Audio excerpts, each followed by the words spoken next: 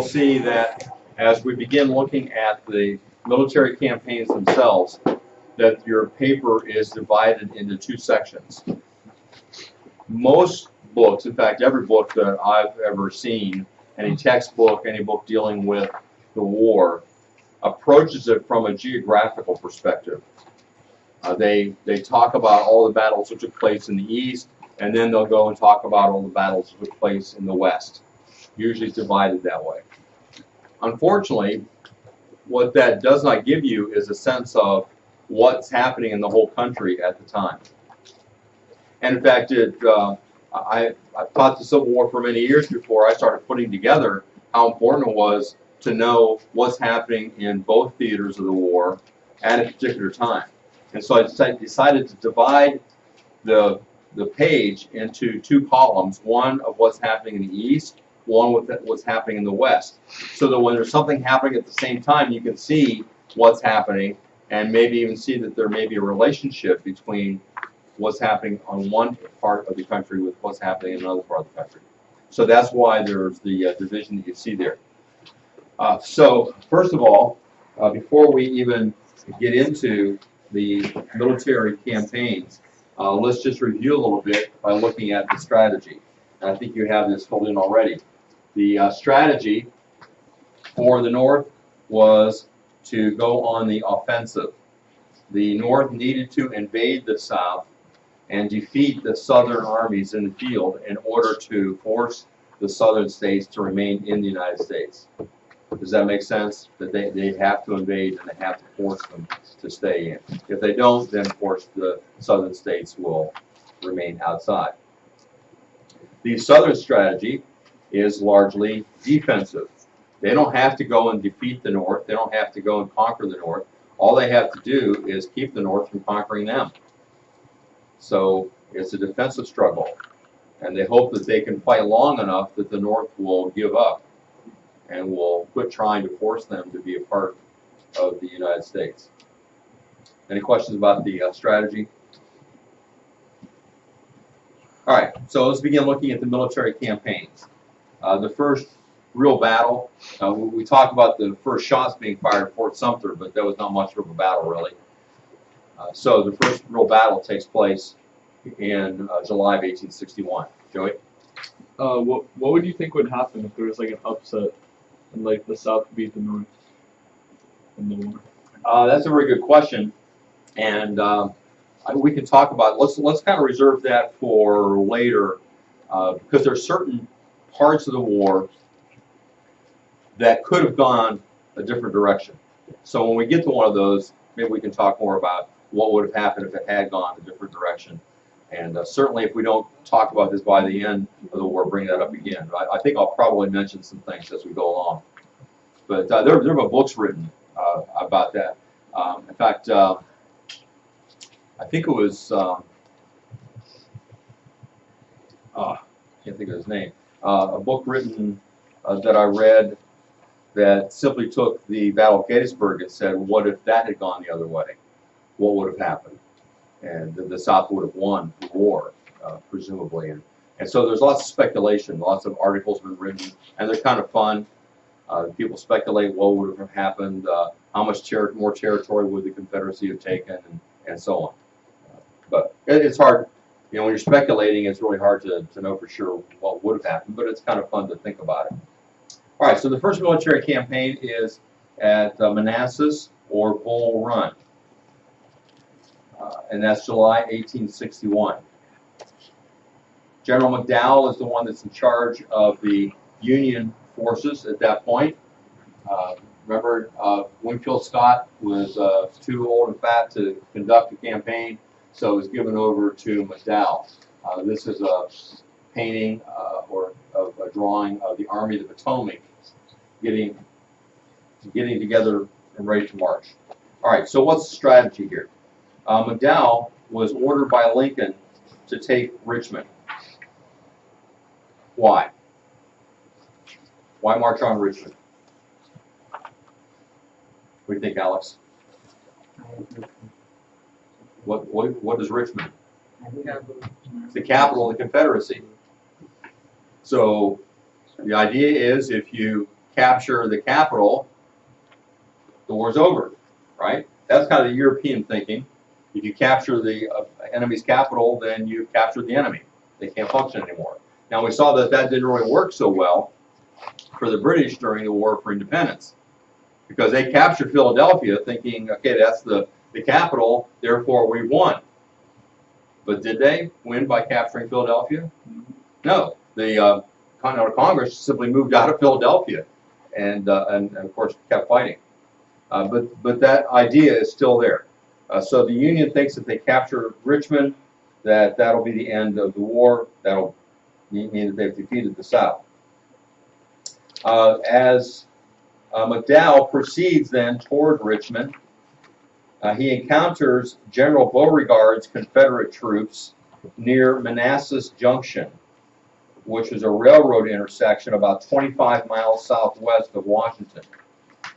Now, if you look at the map of the United States, in fact, we can look over here. We can see that Washington, D.C. is about there. I can't hold it steady enough. Richmond, Virginia, the capital of the Confederacy, is just right there. They're not very far apart, the two capitals. So this seems pretty easy for the Union to say, well, we'll just march down to Richmond, just down the road, capture it, and it's done. Well, the prospect of fighting a battle not very far from Washington, D.C., caused spectators to come out to watch the war. The news of the impending clash of these massive armies was a real draw for spectators from Washington, D.C. They thought, let's go out and watch, because if we don't go out and watch this battle, there may not be another one, because surely we'll beat the Southerners badly, and that'll be the end of the war. So let's go out and watch this first and last battle of the war. So people are coming out, they're dressed in their best clothing, they're coming out with picnic baskets, they're spreading their picnics on the grass out there on the hills surrounding the area where the armies are to watch this battle. One spectator, Congressman John Logan, while he's there, decided to join up. And so he joined the Union troops while he was wearing a top hat and tuxedo. Now, because the participants on both sides were not yet uniform, that is, they didn't all have the same color of uniforms, there was some confusion, and so Union troops found themselves being fired upon by other Union troops, because some of the Union troops had gray uniforms, and so Union troops said, "Oh, look, it's the Confederates." They started firing on them. Well, no, it's our own troops. So that was one of the problems they faced. McDowell launched his attack on Sunday morning, July 21st, and he had early success, and spectators are out there watching. But the timely arrival of South Carolinian troops under Bernard Bee and the Virginian troops under Thomas Jackson stemmed the tide.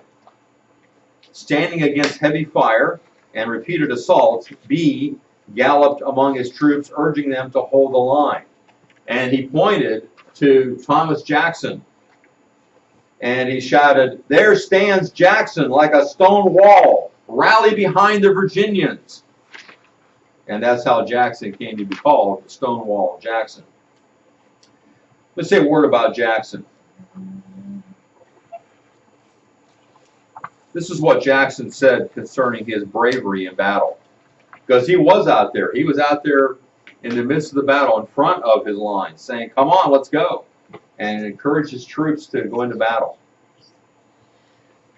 And so you might wonder, how did he have such bravery? Many people wondered at the time. This is what he said: "My religious beliefs teach me to feel as safe in battle as in bed. God has fixed the time of my death. I do not concern myself with that, but to be always ready whenever it may overtake me. This is the way all men should live, and all men would be equally brave." So what's he saying? I can die just as easily in bed as I can on the battlefield. God has that time fixed. It's not up to me to worry about it. And so he was a brave man. One writer described him this way: he lives by the New Testament and fights by the Old. So he fights like somebody in Old Testament times, but he lives by the New Testament. Well, by mid-afternoon, the Union forces were being pushed back. And inexperienced soldiers and panicky picnickers attempted to extricate themselves out of danger. The retreat to Washington turned into a complete rout. And so you can imagine all the wagons and carriages of people that came out to watch the battle. Now all of a sudden the Confederates have turned the tide, and now they are attacking, and the Union forces are retreating, running back to Washington, D.C. And so the roads are clogged with all the spectators trying to get back, and the Union forces trying to get back, and the roads are only so wide. And in fact, the Union left some of their artillery behind. Some of them dropped their own weapons to run, and so everybody's running back to Washington, D.C. So what the North expected might have happened could have happened the other way if the Confederates weren't so disorganized themselves. If they had been more organized, they could have pursued the Union troops all the way back into Washington, D.C., and defeated them and won the war right then. So the North thought they could win it very easily in this first battle. The South maybe could have. Going back to Joey's question about what would have happened, here's a what if. What if the Confederate soldiers, the Army, had leaders that recognized the situation and had pursued the Union Army back into Washington, D.C.? The outcome would have been very different. The conclusion might have been in favor of the South there. All right, so here's a picture of a house near where the battle was fought called the Henry House. Here's another picture of Stonewall Jackson. Here are the defeated Union troops running away back into Washington, D.C.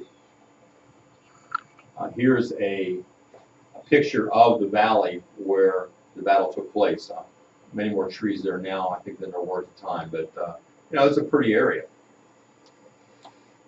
Manassas, Virginia. The stone house that is pictured there was used as a federal field hospital. And soldiers that were in that hospital were captured by the Confederates as they drove the Union Army from the field. All right, so what's the outcome of this first battle? Well, it was a Confederate victory, and it brought relief and confidence to the South, and demoralization to the North. Some Northerner had predicted that this would be such a short war that you could mop up all the bloodshed with a handkerchief. Well, they found out after one battle that's not the case. One thing that shocked Northerners was the heavy losses suffered by Union forces at the hands of black Confederates. They were surprised to see black men among the Confederate Army that were shooting them. One journal editorialized, "The war has dispelled one delusion of the abolitionists. The Negroes regard them as enemies instead of friends. No insurrection has occurred in the South. No important stampede of slaves has evinced their desire for freedom. On the contrary, they have jeered at and insulted our troops, have readily enlisted in the rebel army, and on Sunday at Manassas shot down our men with as much alacrity as if abolitionism had never existed." So, interesting turn for those that were fighting in the battle. Well, so the first result is that it was a Confederate victory, and it gave encouragement to the South and demoralized the North. The second outcome was that Lincoln didn't like how the battle had gone, and so he replaced General McDowell with General George McClellan in November, a few months later. McClellan was 35 years old and had just become a born-again Christian. McClellan agreed that the Union had been defeated because federal troops had attacked on Sunday morning, dishonoring the Sabbath. So he said the reason we lost is because we attacked on a Sunday. We shouldn't have done it. on a Sunday. Both sides realized that the war would not be over quickly. How do we know that they realized that? Well, Congress voted to recruit 500,000 more troops for a 3-year enlistment. Now, if you think this is going to be a short war, you don't sign people up for 3 years. So they quickly realized this is not going to be as short as we thought. And the Union developed a new plan.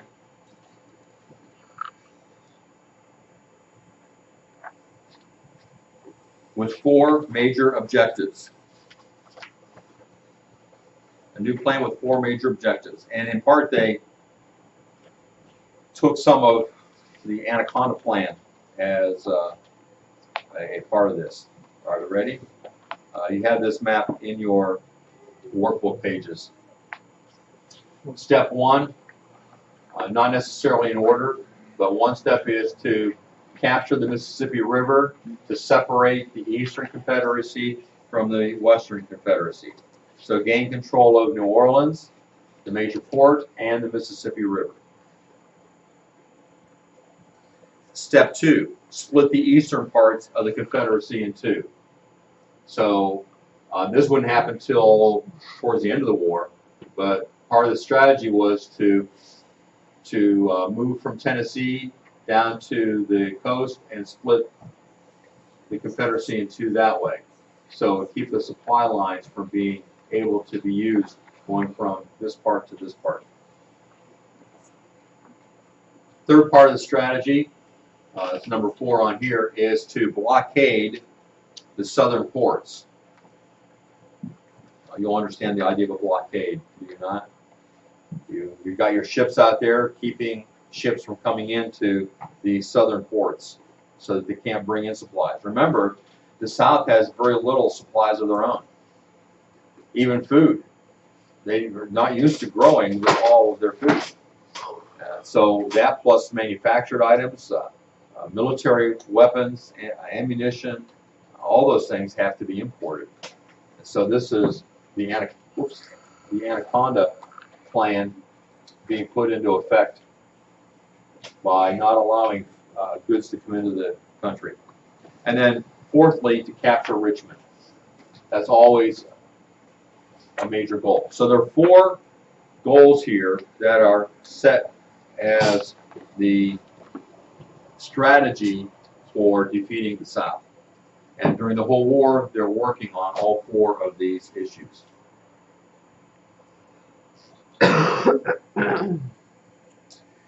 Any questions?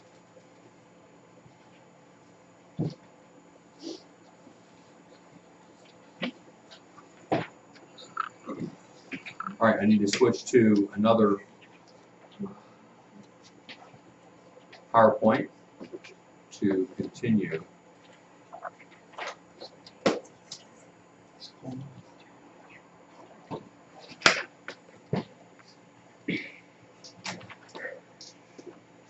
And that's because I had them separated by year. That's about the only thing that happens during that first year. And as we open up 1862, here is a painting of January of that year, Lieutenant Colonel Turner Ashby in Western Virginia. And what we're going to look at in 1862 is the beginning of the Anaconda Plan aspect of the strategy, the Mississippi River campaign. But before we do, let's look at a couple other pictures of that have been painted concerning this time of year in Western Virginia. The snows that have fallen there. This is Thomas Jackson with his men in the Shenandoah Valley. Here is another painting of Jackson with his chaplain. As has already been indicated, he was known as a very strong Christian believer. In fact, I've read of an occasion where he was giving instructions for an upcoming battle, getting things ready to go, and one of his men came up to him and began to talk with him about basically what he had read in his morning devotions that morning. And Jackson stopped what he was doing to converse with this guy about the Bible and what it was saying. And then, didn't skip a beat, went right back to planning the attack he was going to make on Union forces. So he was a man that truly trusted in the Lord. And again, was another one of the leaders, one of the generals of the Confederacy that was anti-slavery. By the way, the movie called Gods and Generals. Have you ever seen it? It's a movie made primarily about Lee and Jackson, made by Ted Turner, who was the man who started CNN, Turner Classic Movies. There's all kinds of networks he has owned in the past. Very liberal, very anti-Christian, in fact. And yet, surprisingly, in this movie, God and Generals, which is taken from a book, an excellent book. I can't remember the title of that book, but it's by the same author that wrote about Gettysburg. The movie Gettysburg is taken from a book. What's that called? Killer Angels. But anyway, in Gods and Generals, he does portray Lee and Jackson both as anti-slavery and as strong Christian men, even though Turner himself is anti-Christian. And that's not often done in Civil War presentations. So anyway, I wanted to see this painting of Jackson with his chaplain. That's a very important part of his life. All right. So we move to the Mississippi River Campaign. That's part of the strategy to defeat the South. Part of the Anaconda Plan, as you remember, was Union control of the Mississippi River, and it would accomplish two purposes. One, it would split the Confederacy in two, as we've already indicated on the map. And secondly, and this is the capturing of the Mississippi River and New Orleans would provide northern farmers in the Midwest a needed outlet for their products. So if you can see this map here, farmers out in this area, in order to get their crops to market, have a choice. Either go down the Mississippi River, which is the easiest way, or try to go cross country and then across the Allegheny Mountains. The river is the best way. But if the Confederacy is in control of the river and of New Orleans, then these farmers have no way to get their crops to market. So capturing the Mississippi River accomplishes these two things. It splits the Confederacy, and it provides a way for farmers to get their products out. Any question about that? All right, so how does it come about? What do they do in order to accomplish this? First of all, we'll look at a fleet and a general. There are two major Union advantages in the West. And by the West, we're looking at the Mississippi River area. One is that the Union has a river fleet of gunboats called turtles because of their appearance and their slow speed. So here's a Mississippi River gunboat. Secondly, in the western sphere of the war, the Union has Ulysses S. Grant, who was one of the North's finest generals. Now, they didn't know it at the time. At the time, Grant had been somewhat of a failure. But he's going to prove to be the best general that the Union has. It's going to take a while to recognize that and to finally get him in a position of authority, but he would prove to be a great general. His military strategy was this. The art of war is simple enough. Get at him as soon as you can, strike at him as hard as you can, and keep moving on. Now that's something we're going to see in the eastern theater of the war that McClellan is not willing to do. We'll talk about that. All right, so the first battles in the western theater take place at Forts Henry and Donelson, which are right here's Donelson, and Henry is right next to it. They're very close together. This was in February of 1862. They were located, I'm sorry, the city of Columbus over here is on a river, on the Mississippi River, but it was located on a bluff above the Mississippi River, and it was heavily fortified. It was called the Gibraltar of the West. Are you familiar with Gibraltar? Yes? No? Maybe not. Gibraltar is the name of the huge rock island that is guards the entrance to the Mediterranean Sea from the Atlantic. It's on the coast of Spain, the Rock of Gibraltar. I think it's Prudential Life Insurance has a picture of the Rock of Gibraltar on their advertisements. So the Rock of Gibraltar has become a symbol of something which is immovable and unassailable. And this fort at Columbus was well fortified. And so the Union decided not to attack there because it looked like that was not something that was feasible, and instead attacked the two forts over here, Donelson and Henry. Fort Henry is on the Tennessee River. You can see right there. Well, this fort was poorly designed and was easily captured. In fact, as the fort surrendered to the Union, floodwaters from the river were already submerging it. So it was not built in a good place, unlike Columbus. Fort Donelson is on the Cumberland River, running through there.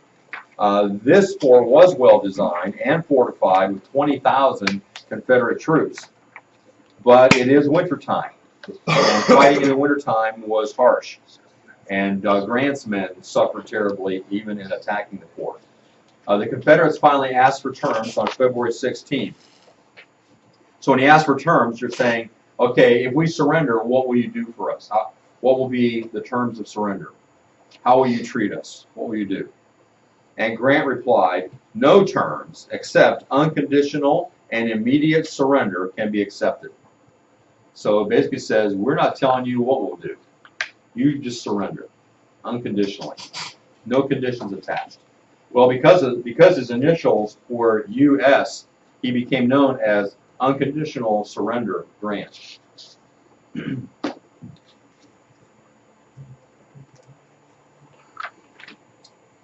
Here's a picture of Fort Henry, going towards Fort Henry. And this is looking at the soldiers Fort Henry as well.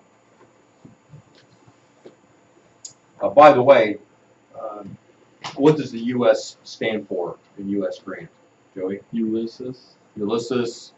I don't know the other word. Simpson. That's not his real name. When Grant went to West Point, he was accompanied by his uncle. And his uncle was there to sign him in. Grant's real name was Hiram Ulysses. Well, his uncle thought Hiram is not a good name for a soldier. It sounded kind of wimpy, I guess, to him. And so he decided to sign him in as Ulysses, and then took Grant's mother's maiden name, which I think was the same name as the uncle, Simpson, as his middle name. So he signed him in as Ulysses Simpson Grant. His real name was Hiram. But he always went by U.S. Grant. Of course, that's what the name he got in the Army. That's the thing that I saw happen as men I knew that were in World War II, for example. If their name was spelled differently than what it really was, if they were called by a different name than what they really were, well, that's the name they had. My father-in-law, his name was misspelled. His name was Gilden, G-I-L-D-E-N, but they spelled it A-N. Well, from then on, for the rest of his life, it was always G-I-L-D-A-N. My father always went by his middle name, but whenever his old Army buddies would see him, they would call him by his first name because that's what he had to go by in the Army. So sometimes mistakes are made, and sometimes it's just a matter of opinion, of perspective. But anyway, Ulysses S. Grant became known as Unconditional Surrender Grant because he said, "We will not give you any terms." The fort fell, and Grant picked up this new nickname. This is another painting of the Fort Donelson campaign. This is called Rebel Sons of Erin, E-R-I-N. What is E-R-I-N? Erin. You know what that means? What is the island? It's called Erin. It's known for its green. Ireland. And so these are Confederate soldiers from Ireland.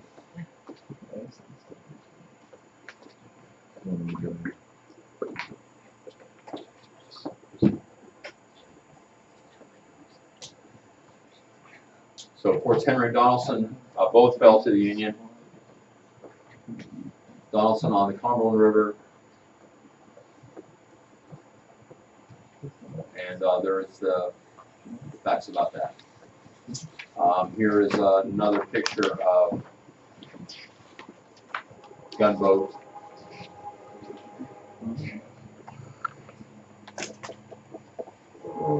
This is a painting of Nathan Bedford Forrest, who was a Confederate cavalry general, and he refused to surrender. He was at Fort Donelson but refused to surrender, so he just took off. He said, "I did not come here for the purpose of surrendering my command." And so he was resolved to cut his way out or die trying. And so he led his men out of the fort to fight another day. He was able to get through.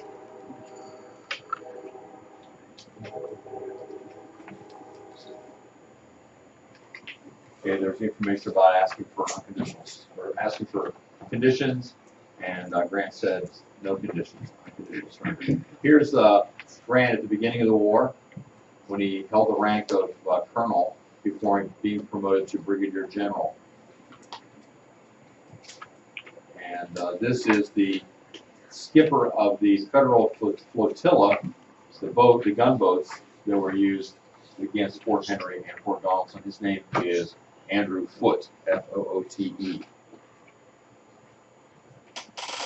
And this is just a nice painting of General Jackson and his wife Anna in February of that same year in Winchester, Virginia, as he would enjoy going on rides with his wife. Okay.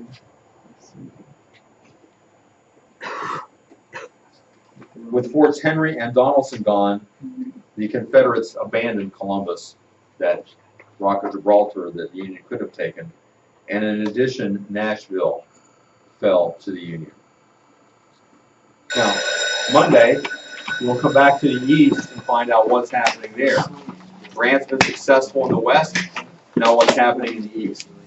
And for the purposes of your preparation, I want you to do Milliken, page 5, part 1.